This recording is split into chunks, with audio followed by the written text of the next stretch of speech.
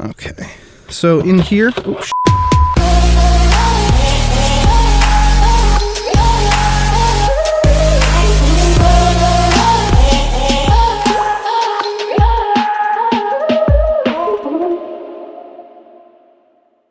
what's going on, guys? My name is James Davis. Welcome to my brand new channel. This is a build series about this little car right here. This is a 2004 Evo 8, and I'll give you the rundown here in just a second. This is the car in question. So as you can tell already, just from this point of view, this thing is pretty heavily modified, but it's been sitting for like almost 5 years. So the whole point of this channel, or at least the beginning of this channel, is just to kind of document the resurrection of this car.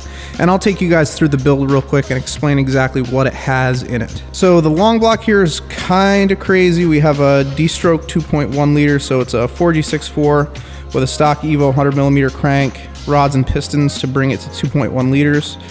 I did this because my original intention with this car was to rev it to the moon, but my main goal now is just to kind of get it running and driving so that I can enjoy it again. The head is a Buescher Stage 3 head.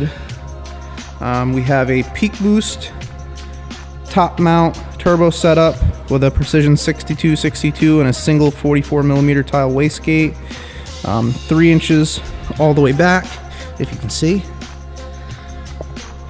What else we got here? Regular manual boost controller. We have a Buescher sheet metal intake manifold here. Our intercooler piping and intercooler itself is all ETS stuff. The intercooler is actually hidden over here behind my toolbox. So that's that basic stuff. It's got Tomy 280 cams, adjustable cam gears, which are pretty much, you have to have those with the 4G64 so that you can change the timing just a little bit. I don't know if you'll be able to see, but if you're wondering what the timing should look like on one of these things, that's what it should be. It's like half a tooth forward or backward, I forget which. We have a catch can set up that is not hooked up currently because I have to put the intake manifold back in and put that all back together. I have this old HKS high power ignition system, which is pretty outdated, and I could really use or benefit from a coil unplug or an upgraded coil unplug situation here instead of having that little box hidden behind my intake manifold. ABS is deleted. It's got a Shep Ultimate Ratio trans and a Shep transfer case. The stock rear end is stock.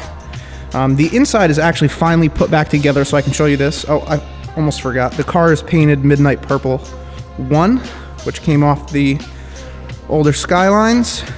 So I really love this color. I'll get in there nice and close so you guys can kind of see what it's about. It really needs to be cut and buffed again because it's been sitting so long. But considering that it was outside for part of that 4.5, 5 years, the paint's actually not terrible. I'm actually pretty happy. Inside, we got the harness bar. I try to keep the interior mostly stock here. We got the Defi gauges from a decade ago when I bought those things. They're super duper expensive. A cool Alpine head unit. It's got that glide touch thing on it. I don't know if you guys remember this from like the early 2000s, but that came out right when the iPhone 1 came out, and it was like the coolest thing because it retained like the touch technology that the iPhone came with. So that thing was really cool. I got it from Tweeter in the Waterford Mall or Crystal Mall. God, I don't even know. It must have been like 2009, 2010, something like that. Turbo timer that's really not necessary where the clock used to go. I was actually going to put the stock clock back in it, but because I trimmed that out, it won't fit, so I need a whole new trim piece to make that work. Our AEM fuel, our AEM air fuel ratio is actually in the cluster, and then I have another boost gauge here that goes up to 50, 60 psi because I was planning on running this thing at like 38 to 40 psi when I first put it together, but we'll save that for another day. Oh, and the Crown Royal shift boot. Cops love that thing. I kind of wish I still had a stock one because it's a little weird, but I don't know, it's fine. The interior, it's got, was a base, I'm sorry, not a base, an SSL Evo. These seats actually came out of an Evo MR, as well as most of the interior pieces, as you can tell. I had another Evo before this, but we had a flood that kind of took it out. So I had to salvage what I could of that car and then buy a new car and put it all in there. But as you can see, the interior is like awesome. Nice and clean. So yeah, that's pretty much the car and what we have going on with it. And yeah, today our main focus is going to be getting this intake manifold back in and this engine bay put, for the most part, back together. I have an Evo 10 fuse block coming that I'm going to mount somewhere in here where all of my electronics are going to wire up, so everything has its own fuse and it's not this weird ghetto situation that I had hooked up for testing here. And then we also have an auxiliary wire, I think this is 6 gauge, number 6, that goes into the car. See if I can pull this apart for you guys so you can see it real quick. I originally did like the typical DSM thing and just tapped off of other electronics for all my auxiliary stuff. But in this car, I decided to do it a little bit differently and try to make it a little bit nicer. So I'll just pop this out of here. It's kind of difficult to do with one hand, but I'll give it a shot. There we go. Okay. Okay. So in here, oh shit. In here you can see that we have our little distribution block. So everything is wired to its own circuit that comes off the battery, so I'm not robbing the actual electrical system of any kind of power. Everything comes into here and then branches from here, which is awesome. And then down here I have my auxiliary output that I have to hook up to the ECU from the AEM, so the wideband can be logged through ECU flash. And then the rest of this stuff here is just for the turbo timer, for the speed sensor and RPM crank sensor. So yeah, that's pretty much it. It's a really exciting time because it looks like this car is actually going to work again pretty soon here. And my entire plan or vision for this little channel here is just to kind of document the progress that we make putting it back together, getting tires and brakes and all that good stuff on it. It sat for so long that the rotors, I don't know if you can tell,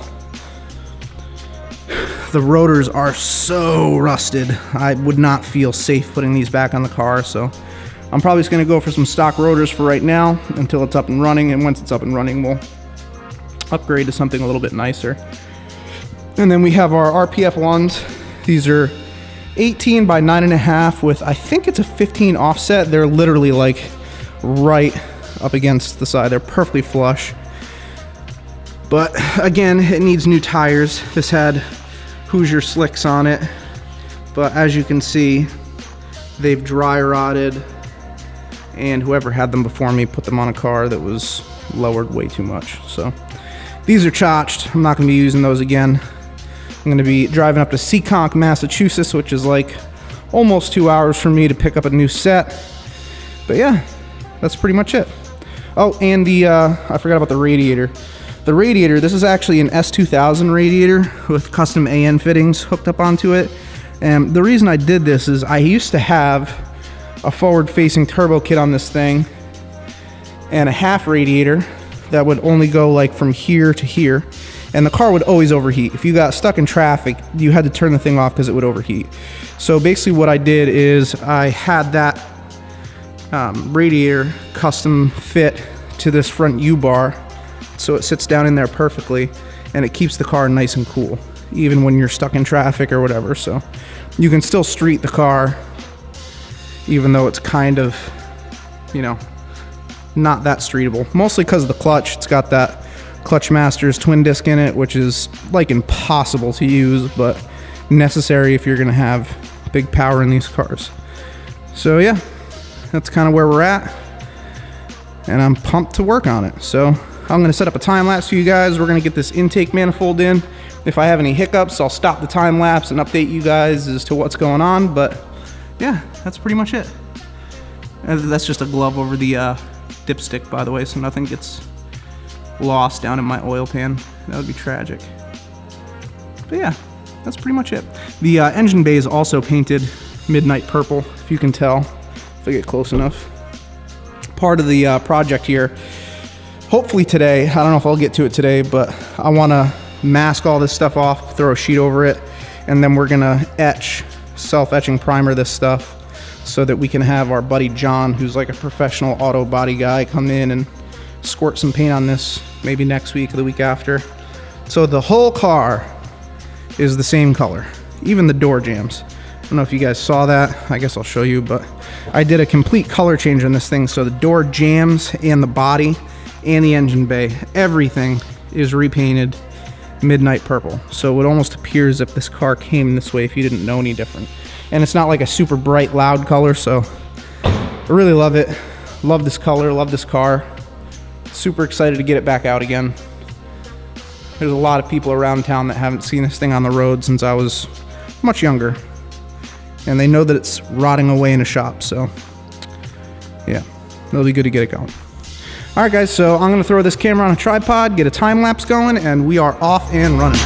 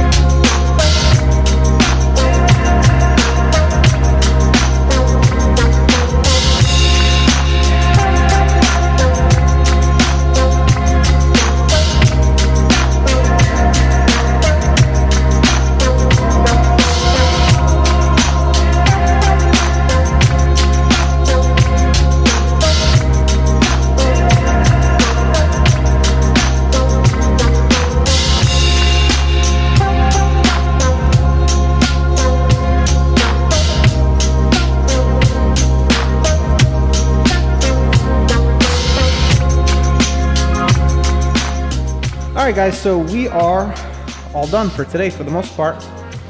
The intake manifold is back in the car, all plumbed up, all the wiring's hooked up, everything's good. I guess with intercooler piping this thing could start right now and some gas, but we're not going to rush that. The next thing I'm going to do here is I'm just going to mask off everything that's not this front U-bar right here. That way we can get this painted, put everything back together, and hopefully get it moving.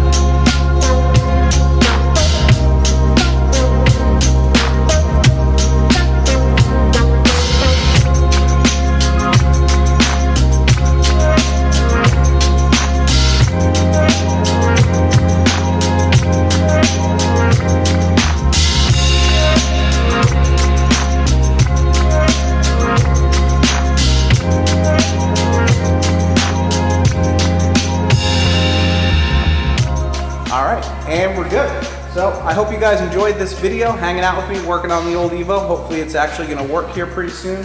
If you want to continue to follow this build, make sure you hit the subscribe button and maybe even the little bell next to it. That way you can stay up to date as to what's going on with this car and where it'll be as far as car shows and stuff in case you guys want to check it out. See you next time.